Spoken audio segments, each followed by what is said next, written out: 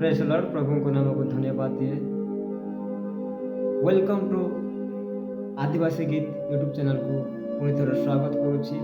Prior प्रभुंर भाई कि भौणी मैंने आम प्रतिदिन जमती आम भोक लगे जमती आम खाद्य खाऊ सेपरी आम खाद्य आम खाइबा कहीं सेटा ईश्वर को ठारे अच्छे से खाद्य वाक्य से वाक्य आम पढ़ा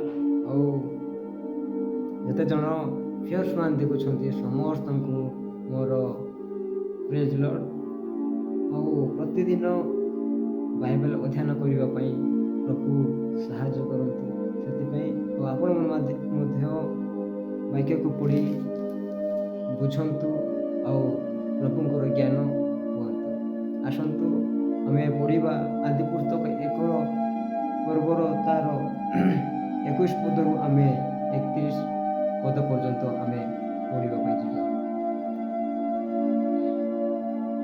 आउ परमेश्वर बृहत तिमिलिंग प्रकृत और स्व जाति अनुसार बहुल रूपे जलज जंगम प्राणी वर्ग और स्व जाति अनुसार पक्षीगणर सृष्टि कर परमेश्वर यही समस्त उत्तम देखिले। पुणी परमेश्वर सेमानंकु आशीर्वाद करी कहिले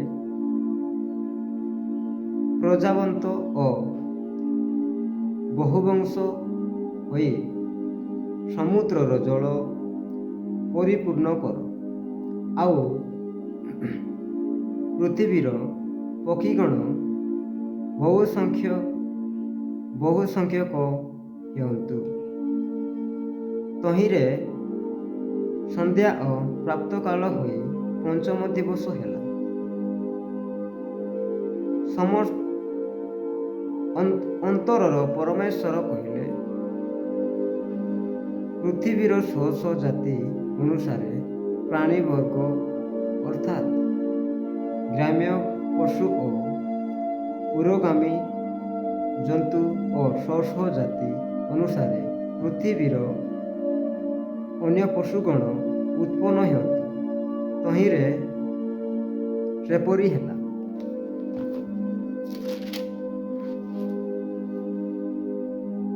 25 देखा यही रूपे परमेश्वर स्व जाति अनुजाई वन्य पशुगण और स्व जाति अनुजाई ग्राम्य पशुगण और स्व जाति अनुजाई प्रत्येक भूचर उरगामी जंतु निर्माण कले आउ परमेश्वर से समस्त उत्तम देखिले। सेति उतारू परमेश्वर कहले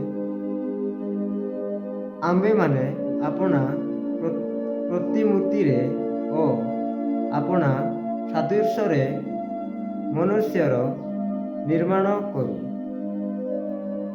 सेमाने जलचर मत्स्यगण और खेचर पक्षीगण और पशुर और समस्त पृथ्वी और भूमि रे गणनशील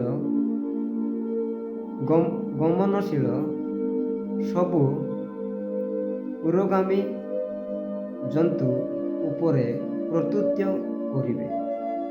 27 देखिया अनंतर परमेश्वर अपना प्रतिमूर्ति रे मनुष्य को सृष्टि करे परमेश्वर प्रतिमूर्ति रे से ताहांकु सृष्टि करे पुरुष और स्त्री करी से सेमानंकु सृष्टि करे आउ परमेश्वर सेमानंकु आशीर्वाद कले। पुणी परमेश्वर सेमानंकु कहले प्रजावंत और बहुवंश हो पुणी पृथ्वी की परिपूर्ण करी बसीभूत कर आउ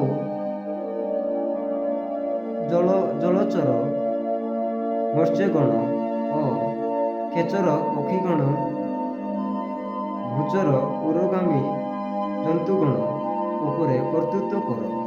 ପରମେଶ୍ୱର ଆହୁରି କହିଲେ, ଦେଖ, ଆମେ ଭୂମିସ୍ଥ ସବୁ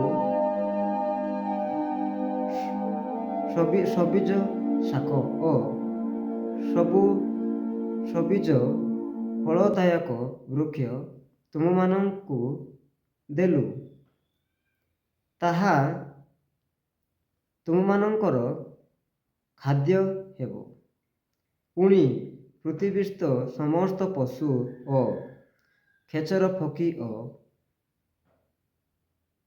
ଭୂଚର ଉରଗାମୀ ଜନ୍ତୁ, ଏହି ସମସ୍ତ ପ୍ରାଣୀ ଭକ୍ଷ୍ୟ ନିମନ୍ତେ ଆମେ ସବୁ ହରିତ ଶାଖ ଦେଲୁ। ତହିଁରେ ସେପରି ହେଲା। 31 ଦେଖିବା, ପରମେଶ୍ୱର ଆପଣା ନିର୍ମିତ ପ୍ରତ୍ୟେକ ବସ୍ତୁ ପ୍ରତି ସୃଷ୍ଟି କଲେ, ଆଉ ଦେଖ, ସମସ୍ତ ଅତ୍ୟୁତ୍ତମ ତହିଁରେ ସନ୍ଧ୍ୟା ଓ ପ୍ରାତଃକାଳ ହୋଇ ଷଷ୍ଠ ଦିବସ ହେଲା। ପ୍ରଭୁ ଏହି ଅଳ୍ପ ପଠିତ ବାକ୍ୟ ପ୍ରଭୁ ଆଶୀର୍ବାଦ କରନ୍ତୁ। ପ୍ରିୟର ଭାଇ ଓ ଭଉଣୀମାନେ, ଆମେ ସମସ୍ତେ ଦେଖିବା, ଯେଉଁ ଭିଡ଼ିଓ ଦେଖିବା, ଆମେ ଶୁଣିବା, ଆଉ ଦେଖିକି ଆମେ ଶୁଣିବା ଦରକାର, ଶୁଣିକି ମଧ୍ୟ ଆମେ ମନରେ ରଖିବା ଦରକାର। ଆଉ ପ୍ରଭୁଙ୍କର ବାକ୍ୟ ଆମେ ସବୁବେଳେ ପଢ଼ିବା ଉଚିତ। ସେଥିପାଇଁ ପ୍ରିୟର ଭାଇ ଓ ଭଉଣୀମାନେ, ଯଦି ପଢ଼ି ପାରୁନାହାନ୍ତି ତାହେଲେ ଏହି ଭିଡ଼ିଓକୁ ଦେଖି ଆମେ ଯେଉଁଟା କହିବୁ ତାହାକୁ ଆମ ମୁଖରୁ ପାଠ କରି ଯିବା। ସେଥିପାଇଁ ଆମେ ଜାଣିପାରିବା କି ଆମେ ପ୍ରଥମରୁ ସୃଷ୍ଟି, ଆମ ପୃଥିବୀ କେମିତି ସୃଷ୍ଟି ହେଲା, କ'ଣ ହେଲା, ଏହି ବିଷୟରେ ଆଦି ପୁସ୍ତକରେ ଅଛି। ଆଉ ସେଇ ଆଦି ପୁସ୍ତକ ଅଧ୍ୟୟନ କରି ପଡ଼ିଯାଇଛି। ପ୍ରିୟର ଭାଇ ଭଉଣୀମାନେ, ଆପଣମାନେ ଦେଖନ୍ତୁ, ଆଉ